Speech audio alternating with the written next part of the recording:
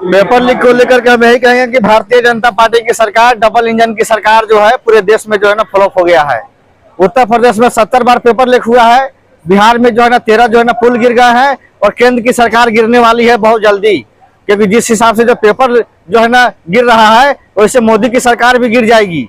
कोई पता नहीं है कि कब कौन सा जो है ना एमपी कहाँ भाग जाए। जो है भारतीय जनता पार्टी में कोई जो है ना वजूद नहीं रह गया है।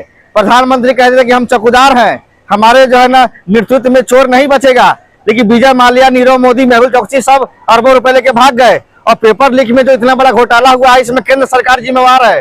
धर्मेंद्र प्रधान का हम इस्तीफा मांगते हैं कि वो तुरंत इस्तीफा दें, उनसे जो है ना एचआरडी मिनिस्ट्री नहीं संभाल रही है और फिर से जो है ना पेपर जो है ना कराया जाए। क्या कारण है जो युवाओं के जो है भविष्य के साथ खिलवाड़ किया जा रहा है।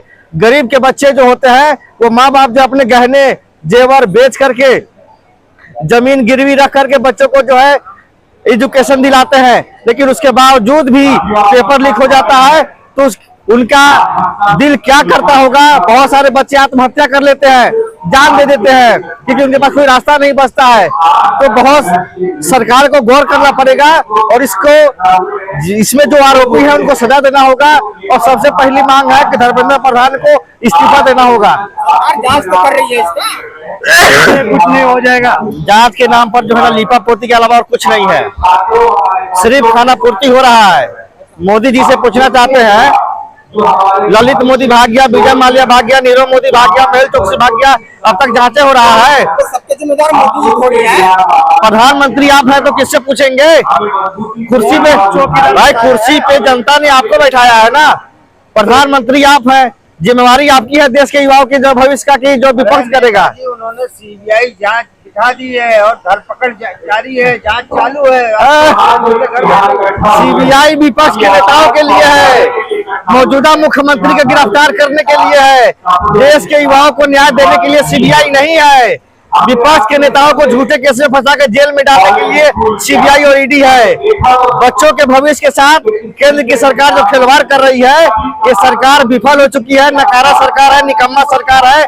ऐसी सरकार को इस देश की जनता को कानून पे और संविधान पे बिल्कुल भरोसा है, लेकिन अभी जो सरकार है भाजपा का, उस सरकार पे हमको विश्वास नहीं है। 2017 में जब पहले बार नेशनल टेस्टिंग एजेंसी को लेके आया तो हमने इसका विरोध कर दिया कि हम बोले कि इसके लिए स्ट्रक्चर नहीं है, ना ये कोई कानून के अंदर नहीं आता है, ना कोई पब्लिक अकाउंट्स कमेटी या पार्लियामेंट के रिव्यू के नीचे आता है। अब आप देख लो, एनडीए के अंदर बस 25-30 स्टाफ है और वो लोग हैंडल करते हैं इस देश में तमाम सारे ऑल इंडिया एग्जामिनेशंस को।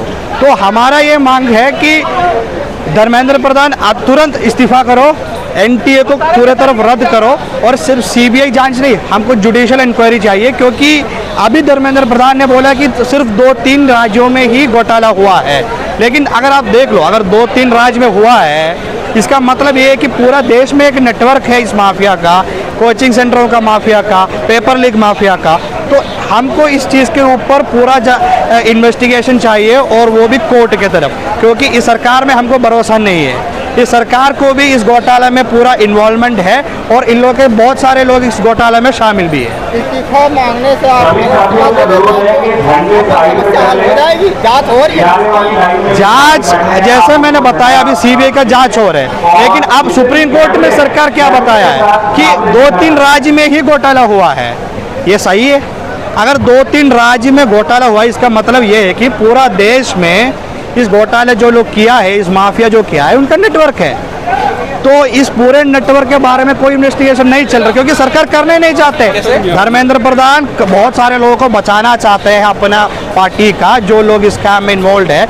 इसलिए ये जो इन्वेस्टिगेशन 2-3 राज्य में सीमित रखने का कोशिश ये लोग कर रहे हैं। तो तुरंत इस्तीफा करना है, एनटीए को पूरे तरफ रद्द भी करना है।